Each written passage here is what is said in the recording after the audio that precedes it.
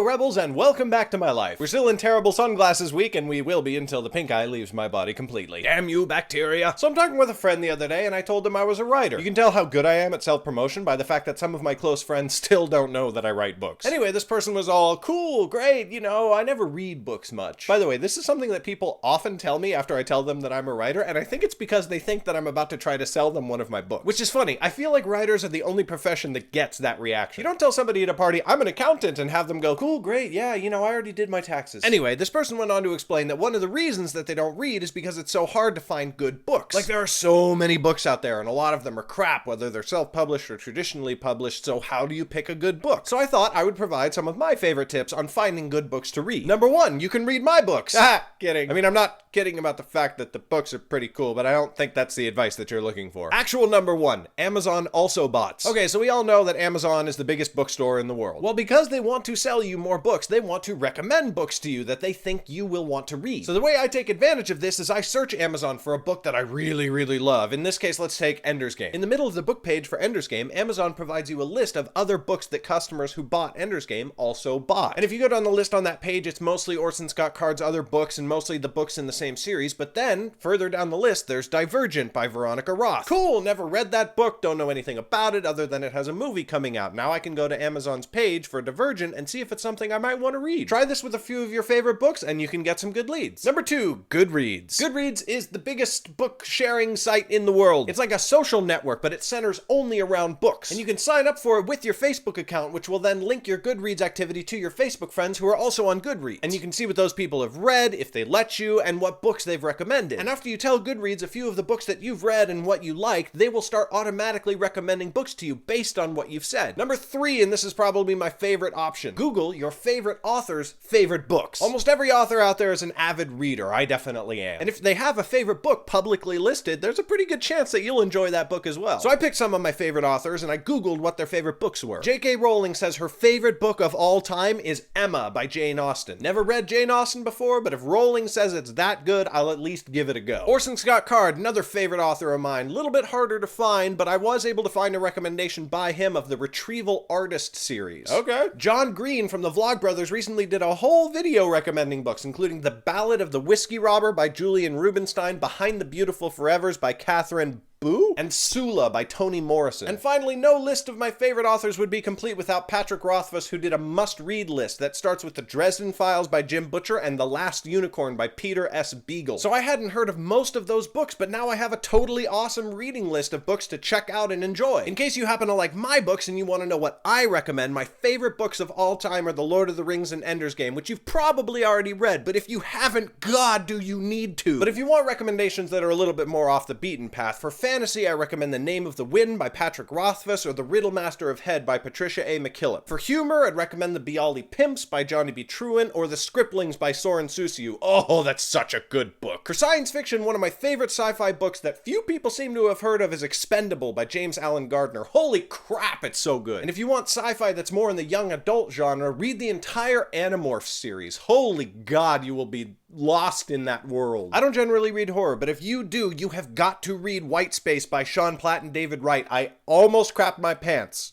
Kidding.